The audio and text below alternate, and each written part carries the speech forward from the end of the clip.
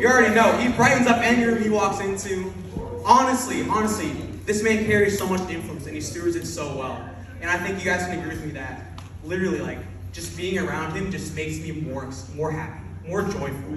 He just exudes this positive energy and is such a good example of what it means to carry the culture here at Bayside College. So can you guys give it up for Mike Lane?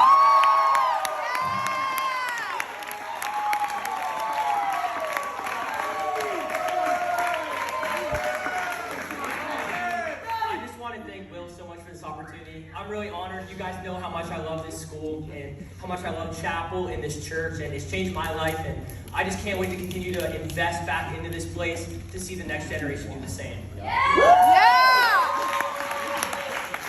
So the title of my message is Alpha Among Alphas. Yeah! Come on, that's kind of my fingers here, right? So I'm gonna start with a little story. You guys know I'm not the most athletic guy out there. Like, I'm serviceable out there on the team sports field, and I can kick the soccer ball around a little bit, but I'm not doing Connor Pizzette moves out there, scoring those goals or being the MVP or anything like that. But my freshman year of high school, I went to this really small Christian school, and when I say small, I mean like 12 to 20 kids a grade, and we obviously had horrible sports teams. Now, we needed guys for the basketball team, so your boy went out and gave his best shot. Come on, Bayside Ballers out there. But this is the team right here. You can see we were the Hershey Christian Warriors, and we were horrible. I mean, if that's not a beta fetus right there, number 5 in the middle, I don't know what is. I was straight up a child playing a big boy sport out there. And we lost every game by at least 40 points, like I'm not even lying. I was trying to find the actual state ranking for the season. I couldn't find it because this school actually died, so it's not even around anymore. But I'm pretty sure we were either ranked last or in the bottom 10 in the entire state of Pennsylvania, which is, I'm pretty proud of it, to be honest. But we were playing this team, and they actually won the state championship 2 years later, and they had this guy who, the only way I can describe him to you is Jerry Berries. Everybody knows Jerry Berries. My dog plays D1 football now in California, and he was an absolute baller. And we knew, like, we walked out for layup lines, and we're like, we're about to get smoked. Like, it's about to go down. And then my coach goes, like, I'm one of the, it's gone now, but I'm like one of the smallest guys, or the smallest guy on the whole team.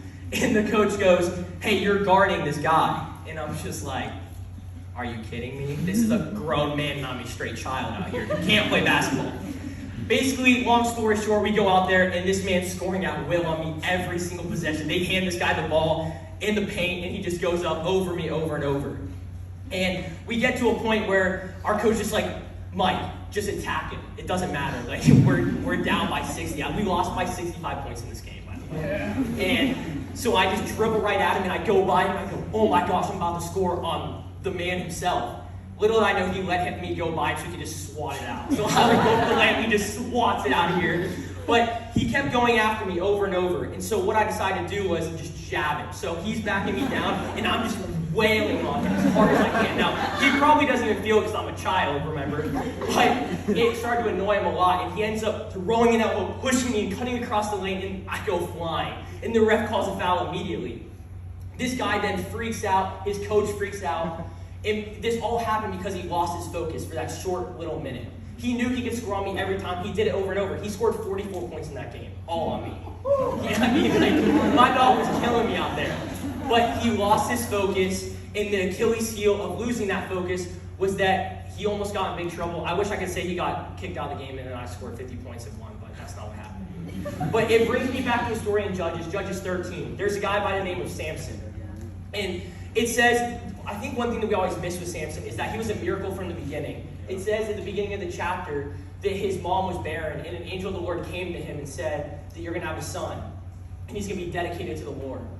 It becomes very evident very fast that God's going to use him or wants to use him, and he's incredibly anointed, and the Spirit of the Lord is all over him. It says in verse 24, when her son was born, she named him Samson, and the Lord blessed him as he grew up, and the Spirit of the Lord began to stir in him. But the story doesn't end there. See, he started as a young boy and was an incredible man who was supposed to be and had the potential to be the man who saved Israel. He could have been the man who left a legacy over the country, over the whole world, and forever of being one of the most powerful Christians and most influential men that God has ever used. But that's not what he's known for. Samson is known for being the man who had all this potential and completely failed because of his Achilles heel.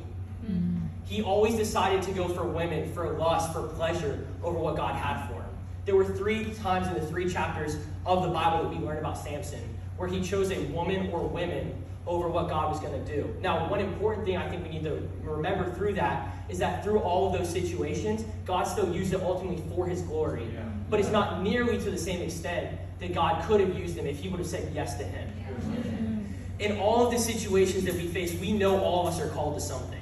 Whether it's to the platform, whether it's to small groups, to be a teacher or a mom, it doesn't matter. God has designed you to do something and to do it to the best of your ability and to honor him through it. Yeah. And if we don't look at what we're doing and we don't choose God and go all in for God, then we're going to choose our flesh, our pleasure, whatever that Achilles heel is for you.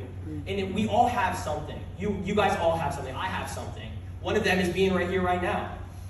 But it's super important to identify that and go after it with the Lord because you have authority in it.